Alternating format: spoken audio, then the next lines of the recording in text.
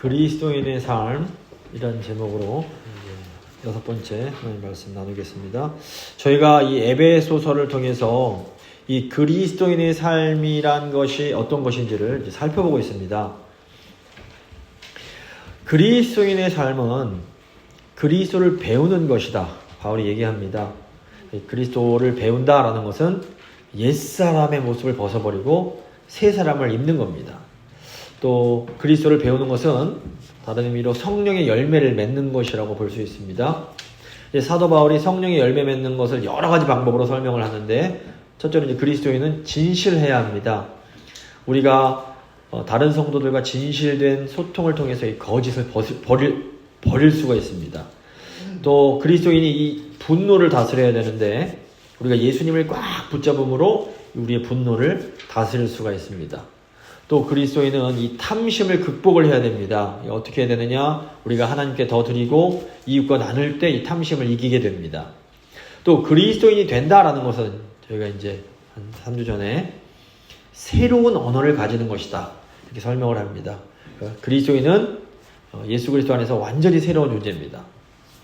자, 이제 오늘은 이 땅에서의 삶을 살다 보면 여러 가지 이제 상처를 받게 되는데, 오늘 본문은 그리스도인들이 이 죄로 인한 상처들을 어떻게 다룰 수 있는지를 이제 다룹니다.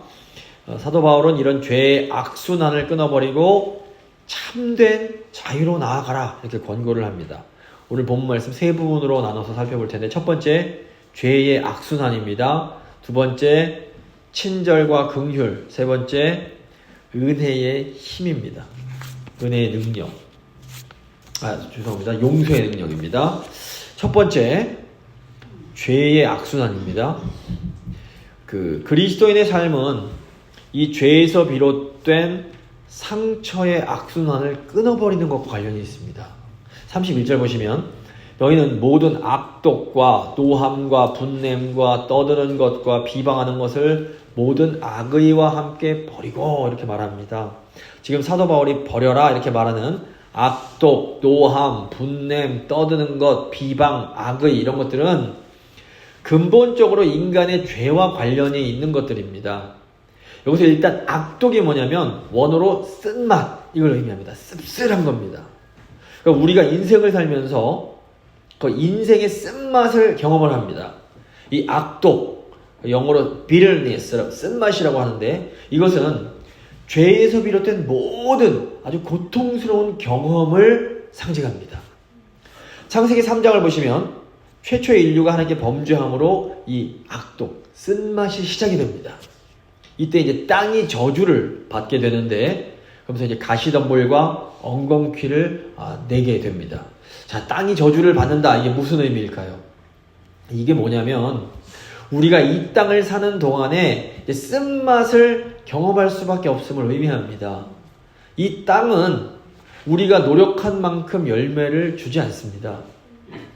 이 세상에서는 우리가 100만큼 노력한다고 딱 100의 열매가 보장되지 않는다라는 겁니다. 내가 잘해도 실패할 수 있습니다. 열심히 노력해도 실패할 수 있는 겁니다. 정말 열심히 공부했는데 원하던 대학에 가지 못할 수 있습니다. 정말 열심히 일했는데 사업에 실패할 수 있습니다. 정말로 진실하게 대했던 사람인데 그 사람으로부터 배신을 당할 수 있습니다. 정말로 건강을 조심했는데 병에 걸릴 수가 있는 겁니다. 또 정말 조심해서 운전했는데도 사고를 당할 수 있습니다. 그러니까 우리 중 누구도 살면서 이렇게 쓴맛을 보고 싶어 하지 않습니다. 그런데 우리가 이 땅을 사는 동안에는 우리가 이런 쓴맛을 경험할 수밖에 없는 겁니다. 근데 문제가 뭐냐면, 온통 이런 쓴맛들이 우리 안에 큰 상처를 남기게 된다라는 겁니다. 어린 시절에 경험했던 쓴맛이 우리 인생에 커다란 상처를 남깁니다. 그리고 이 상처를 입은 사람은 그 상처 때문에 또 다른 사람에게 상처를 주게 됩니다. 예를 들어서 어린 시절에 부모님에게 이제 학대를 당한 사람은 그 마음에 깊은 상처를 받습니다. 이 사람이 크면 또 자기 자녀들에게 똑같은 상처를 주게 됩니다. 상처가 또 다른 상처를 자꾸 만들어내는 겁니다. 남편에게 상처받은 아내는 자녀들에게 상처를 줍니다. 어떤 교인에게 상처받은 교인은 또 다른 교인에게 상처를 주게 됩니다. 이렇게 우리는 상처를 받고 또다시 상처를 줍니다. 이것을 우리가 죄의 악순환이라고 부를 수 있겠습니다. 지금 말씀에 나오는 노함, 분냄, 떠드는 것, 비방은 다 이 죄의 악순환 과정 속에서 일어나는 일들입니다. 노함이라는 것은 갑자기 감정이 확 끌어올라서 빵 폭발하는 겁니다. 분낸다라는 것은 지속적으로 습관적으로 계속 화를 내는 겁니다. 떠드는 것은 이 분노를 자제하지 못하고 막 소리를 질러대는 겁니다. 비방하는 것은 이 화가 나서 다른 사람의 약점, 부족한 점을 계속해서 이렇게 들춰내서 말하는 것, 이걸 말합니다. 우리가 이런 것들을 통해서 다른 사람에게 계속해서 이 악독, 쓴맛을 전염시키는 겁니다. 그러니까 많은 사람들이 이 죄의 악순환 속에서 살아갑니다. 죄로 인해서 상처를 받고 또 다시 다른 사람에게 상처를 주게 됩니다. 성경 보시면 이런 죄의 악순환이 기가 막히게 잘 나와 있습니다. 다윗의 아들 암논 아실 겁니다. 이 암논이 이복 여동생 다말을 범하고 버려버립니다. 이로 인해서 이제 다말이 큰 상처를 받습니다. 근데 이 다말의 상처가 또 이 다말의 친오빠 압살롬에게 쓴맛을 보게 합니다. 그리고 이 압살롬의 쓴맛은 이제 암논을 죽이는 복수로 이어집니다. 이 암논의 죽음은 또 아버지 다윗에게 상처를 줍니다. 다윗의 상처는 또다시 압살롬에게 또 쓴맛을 보게 하고 이 상처는 또다시 압살롬이 아버지에게 반역을 일으키게 만듭니다. 결국 압살롬이 이로 인해서 죽임을 당하게 됩니다. 그리고 이 압살롬의 죽음은 또다시 다윗에게 큰 상처를 주게 됩니다. 이렇게 상처가 또 다른 상처를 낳고 그 상처는 또 다른 상처를 낳게 되는 겁니다. 그런데 우리의 삶도 이와 크게 다르지 않습니다. 하나의 죄가 악독, 쓴맛을 경험하게 하고 이 쓴맛은 또 다른 사람에게 상처를 주게 됩니다. 근데 감사하게도 성도는 이런 죄의 악순환을 끊을 수가 있습니다. 성경을 보시면 이 쓴맛을 경험했지만 결국 그 상처를 극복한 사람들의 이야기로 가득 차 있습니다. 자, 요셉의 삶은 온통 쓴맛으로 가득합니다. 요셉이 어릴 적에 형들에게 배신당합니다. 또 애굽에 가서는 주인에게 배신을 당합니다.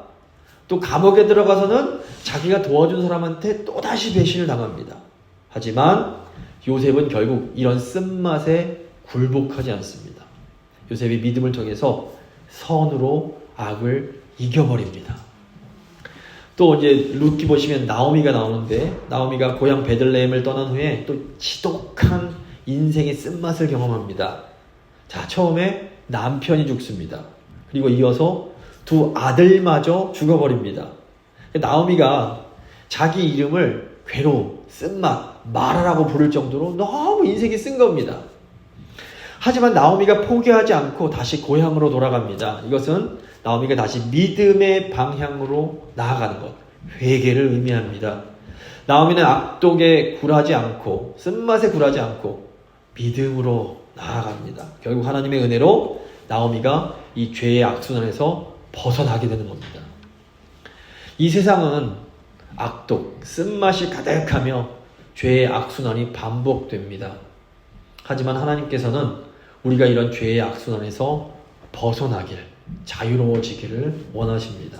사도 바울이 이런 죄의 악순환에서 벗어나라, 버려라 말을 합니다. 그리스도인의 삶은 죄의 악순환으로부터 자유케 되는 삶입니다. 자, 이제 두 번째, 친절과 긍휼 생각해 보겠습니다. 이 친절과 긍휼이 우리가 죄의 악순환에서 벗어나는 출발점입니다. 32절 보시면 서로 친절하게 하며 불쌍히 여기며, 바울이 먼저 친절해라 말합니다. 친절은 누구에게나 공평하게 잘 대해주는 겁니다. 나한테 잘하는 사람이든 못하는 사람이든 친절하게 해주는 겁니다. 우리가 어떻게 나에게 쓴맛을 보게 하고 나에게 상처를 준 사람에게 잘 해줄 수 있을까요? 이 친절은 하나님 아버지의 성품입니다. 누가복음 6장 35절 보시면 오직 너희는 원수를 사랑하고 선대하며 아무것도 바라지 말고 꾸어주라. 그리하면 너희 상이 클 것이요 또 지극히 높으신 이의 아들이 되리니 그는 은혜를 모르는 자와 악한 자에게도 인자하시니라 친절하시니라 이렇게 말씀합니다. 우리 하나님은 은혜의 하나님, 친절의 하나님이십니다. 하나님은 이 은혜를 모르는 자, 악한 자에게도 친절하게 대하십니다. 나아가 사도 바울이 불쌍히 여기라 이런 말을 합니다. 불쌍히 여긴다는 것은 하나님 아버지의 마음입니다. 하나님께서 우리를 불쌍히 여겨주시는데 이것은 하나님이 우리의 모든 상황을 아시기 때문입니다. 이 하나님의 긍휼하심을 받은 사람, 하나님으로부터 불쌍히 여김을 받은 사람은 다른 사람을 긍휼히 여기게 됩니다. 본래 이 달은 스스로 빛을 내지 못합니다. 그럼에도 달이 빛나는 것은 이 해의 빛을 달이 반사하기 때문입니다.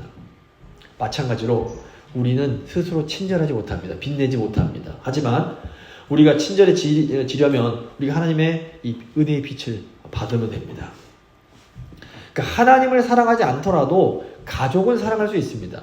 하나님 사랑하지 않아도 친구는 사랑할 수 있습니다. 또 하나님 사랑하지 않아도 우리가 불쌍한 사람도 도와줄 수 있습니다. 하지만 하나님을 사랑하지 않으면 우리가 원수는 사랑하지 못합니다. 이 원수 사랑은 하나님 사랑에서 시작이 됩니다. 원수를 사랑하려면, 나를 힘들게 한 사람, 나에게 상처 준 사람을 사랑하려면 우리는 하나님을 사랑해야 됩니다. 하나님을 사랑하는 사람만이 자신에게 상처 준 사람에게도 친절하게 대할 수 있습니다. 이것이 놀라운 신앙의 힘입니다. 이건 위선이 아닙니다.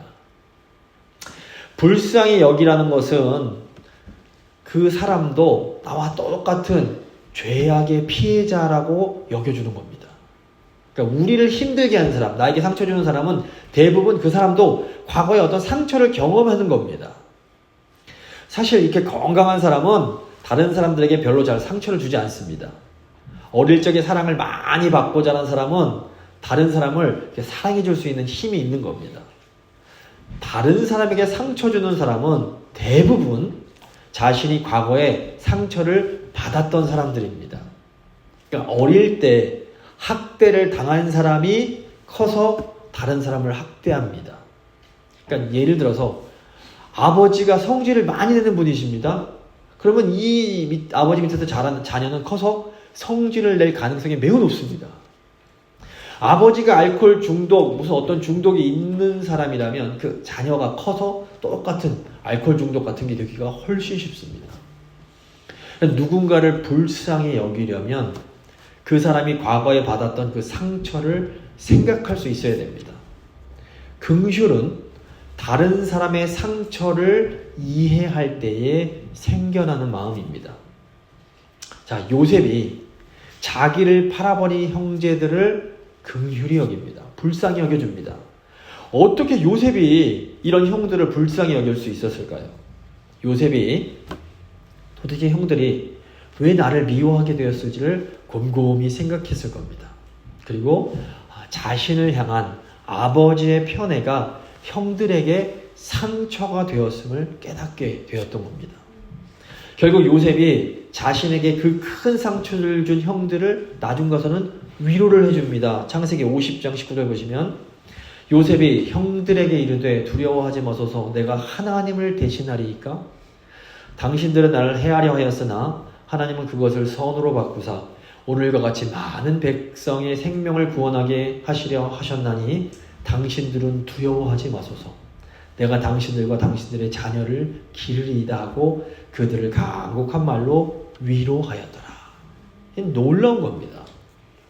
또 다윗 왕도 자기를 죽이려고 했던 사울 왕에게 긍휼을 베풉니다.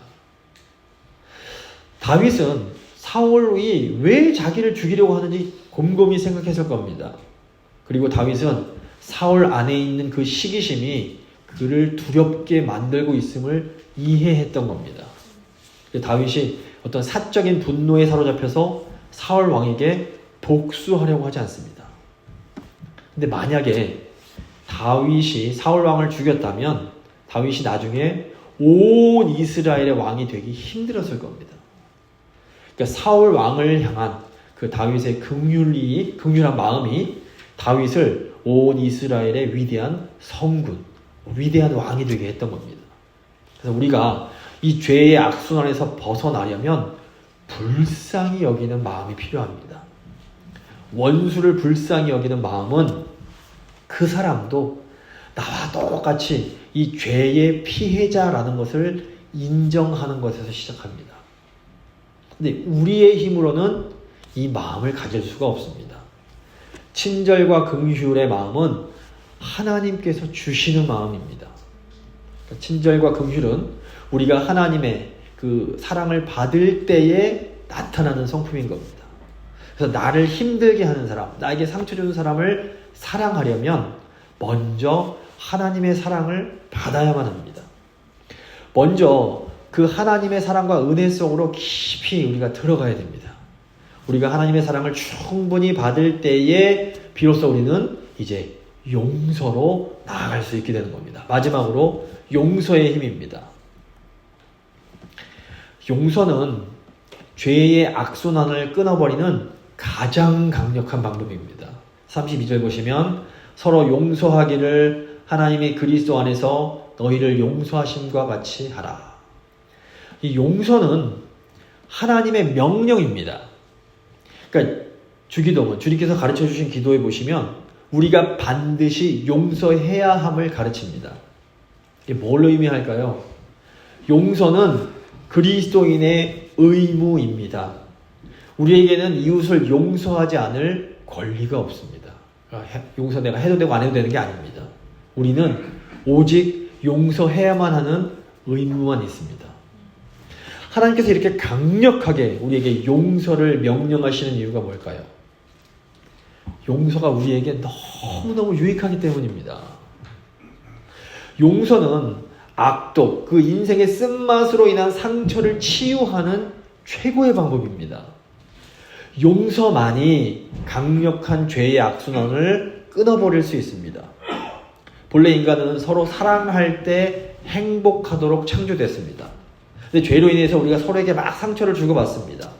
이 상처에 갇혀버리면 우리가 온전히 사랑을 할 수가 없습니다. 무엇보다 이 상처는 나 자신을 사랑하지 못하게 만듭니다. 나를 사랑하지 못하는 사람은 결코 행복할 수 없습니다.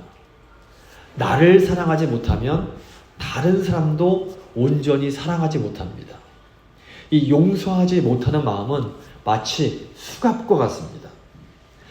우리는 미워하는 마음에 꽁꽁 묶여서 온전히 누군가를 사랑할 수가 없는 겁니다. 그런데 용서가 이 결박을 끊고 우리를 자유케 만들어줍니다. 참된 변화, 참된 회복은 오직 용서를 통해서만 일어납니다. 하나님께서 우리에게 용서를 명령하시는 것이 바로 이 때문입니다. 그런데 용서가 이렇게 좋음에도 불구하고 용서하기가 그렇게 힘든 이유가 뭘까요? 용서를 하려면 대가를 지불해야 됩니다. 누군가를 용서하려면 누군가는 뭔가를 손해를 봐야 되는 겁니다. 근데 하나님께서 우리에게 용서를 명하실 수 있는 것은 하나님이 먼저 용서를 하셨기 때문입니다. 하나님께서 우리를 용서하기 위해서 어마어마한 대가를 치르십니다. 자기 아들 예수님을 내어주신 겁니다. 예수님이 먼저 아주 값비싼 대가를 지불하시고 우리를 용서하셨습니다. 그러니까 예수님께서 우리를 용서해 주셨기 때문에 우리가 회개할 수 있습니다. 그러니까 우리가 회개해서 용서받는 게 아닙니다. 많은 사람들이 내가 회개해서 용서를 받는다라고 착각을 합니다. 하지만 사실은 정반대입니다. 예수님이 우리를 먼저 용서해 주셨기 때문에 우리가 회개를 할 수가 있는 것이지 그 반대가 아니라는 겁니다. 자, 회개는 그 의미상 아버지께로 다시 돌아가는 걸 의미합니다. 근데 아버지가 용서를 안 해주시면 우리가 돌아갈 방법이 없는 겁니다. 그래서 우리가 이 먼저 회개를 통해서 아버지의 그 큰 용서를 경험해야 됩니다. 먼저 이 용서를 우리가 경험을 해야 이제 다른 사람들을 용서할 수 있는 마음이 생겨나기 시작합니다. 왜 하나님이 우리에게 용서를 명령하십니까? 우리가 용서할 때 놀라운 자유와 회복을 경험할 수 있기 때문입니다. 하나님은 우리가 이 죄의 속박에서 벗어나서 정말로 자유케 되기를 원하십니다. 나아가 우리의 용서를 통해서 다른 사람도 이 아버지께로 돌아올 수 있게 됩니다. 근데 먼저 하나님의 그 용서를 경험한 사람만이 다른 사람도 용서할 수가 있습니다. 그러므로 이제 우리가 다른 사람을 용서하고 싶으면 먼저 하나님의 이 큰 용서를 경험해야 됩니다. 내가 알고 있는데 머리로 아는 정도가 아니라 하나님의 용서가 얼마나 큰지 우리가 제대로 경험을 해야 되는 겁니다. 내 힘으로 용서하려고 해봐야 절대로 용서가 안 됩니다. 그러니까 다른 사람을 용서하기 전에 먼저 하나님의 그 깊은 용서하심을 경험하려고 애를 써야 됩니다. 사실 이 다른 사람을 용서하고 싶은데 용서가 안 돼서 힘들어하는 분들이 많이 계십니다. 이거 어떻게 하면 좋을까요? 계속해서 이 하나님을 바라보면서 하나님 그 은혜의 보좌 앞으로 나아가야 됩니다. 그러니까 우리가 누군가를 용서하기 전에 먼저 하나님의 충분한 은혜를 받아야 됩니다. 이 큰 상처일수록 하나님의 더 강력한 은혜가 필요한 겁니다. 그래서 때로는 용서하는데 아주 오랜 시간이 걸릴 수 있습니다. 용서해야 된다고 용서가 빨리 되는 게 아닙니다. 하지만 그럼에도 불구하고 우리가 이 용서하는 것을 포기하면 안 됩니다. 힘들어도 계속해서 이 하나님의 은혜를 구하면서 나아가야 되는 겁니다. 저희가 이제 용서에 있어서 꼭 기억할 게 있습니다. 용서가 이렇게 너무너무 중요하지만 우리가 다른 사람에게 용서를 강요할 수는 없다라는 겁니다. 나에게도 용서를 강요해서는 안 됩니다. 중요합니다. 용서의 명령은 오직 하나님만이 우리에게 하실 수 있습니다.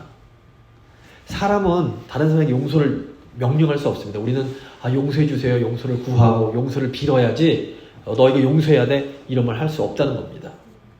그러니까 우리가 다른 사람에게 이거는 당신이 용서해야 됩니다. 이런 말 절대로 함부로 하시면 안 됩니다. 상처를 받은 사람에게 용서를 강요하는 것은 또 다른 큰 상처가 될 수 있습니다. 그러니까 예를 들어서 저희 성도님들이 저에게 오셔서 과거에 그냥 받았던 거 아픈 걸 막 저한테 얘기해 주십니다. 그럼 저는 그분에게 함부로 용서하십시오란 말 절대 하지 못합니다. 하지 않습니다. 물론 저는 이제 설교자이기 때문에 강단에서는 지금도 용서가 중요하고 용서가 필요합니다. 선포합니다. 강단에서는 하나님 말씀을 전하는 것이 저희 책무이기 때문입니다. 하지만 강단을 내려가서는 저는 절대로 다른 분들에게 이거는 용서하셔야 됩니다. 이런 말 하지 않습니다. 왜 그럴까요? 저를 찾아오시는 교인들 스스로가 용서의 중요성을 이미 잘 알고 계십니다. 그럼에도 힘들어하는 것은 그 용서가 너무 어렵기 때문입니다. 자, 이렇게 힘들어하는 분들에게 집사님이 권사님이 용서하십시오. 이런 말 하는 거 이게 너무 잔인한 일입니다. 이거 마치 아파서 누워있는 사람한테 뭐하고 있는 거예요? 얼른 일어나서 뛰세요. 말하는 것과 똑같습니다. 다친 사람에게는 그 사람이 다 나을 때까지 아무 걱정하지 말고 쉬세요. 위로해 주는 겁니다. 그래야 더 빨리 회복이 가능합니다. 그래서 상처 때문에 용서하지 못해서 힘들어하는 분들을 어떻게 해드리면 될까요? 아무 말 안 하시면 됩니다. 옆에서 아무 말 하지 마시고 그냥 그 상처를 공감해드리면서 잘 들어드리면 되는 겁니다. 우리 경청에 놀라운 치료의 힘이 있습니다. 그래서 상처 입은 사람이 그 상처를 극복하고 다른 사람을 용서해 주려면 하나님의 절대적인 은혜가 필요합니다. 그러니까 우리가 해야 하는 일은 이 하나님의 큰 은혜의 통로가 되어주는 겁니다. 그러니까 내가 겸손하게 다른 성도의 아픔을 들어주고 공감해 줄 때 그 성도가 나를 통해서 하나님의 큰 은혜와 치유를 경험할 수가 있습니다. 이 겸손한 경청에 놀라운 치유의 능력이 있음을 꼭 기억하시기 바랍니다. 잘 아시는 것처럼 교회는 그리스도의 몸입니다. 이게 무슨 의미냐면 우리가 겸손하게 다른 성도를 섬길 때에 하나님께서 우리를 통해서 다른 성도를 이렇게 만져주실 수 있음을 의미합니다. 그러니까 우리에게 서로가 그렇게 중요합니다. 용서는 그럼에도 이제 하나님의 절대적인 명령입니다. 그리스도인의 삶의 능력이 바로 이 용서에 있습니다. 기독교 2000년 동안 기독교가 이렇게 살아남을 수 있는 건 바로 이 용서 때문입니다. 용서는 죄의 악순환을 끊어버리고 우리를 진정으로 자유케 해줍니다. 그러므로 우리가 하나님의 은혜를 구하면서 계속해서 이 용서를 향해서 나아가야 됩니다. 말씀을 좀 마무리 지어보도록 하겠습니다. 우리는 죄에서 비롯된 상처의 악순환 속에서 살아갑니다. 하지만 그리스도인은 이런 죄의 악순환에서 벗어날 수 있습니다. 친절과 불쌍히 여기는 것은 이 죄의 악순환에서 벗어나는 출발점이 됩니다. 우리가 하나님을 사랑할 때에 하나님의 친절과 불쌍히 여김이 우리를 통해서 나타납니다. 용서는 죄의 악순환을 끊어버리는 놀라운 능력이 있습니다. 하나님께서 먼저 우리를 용서해 주셨습니다.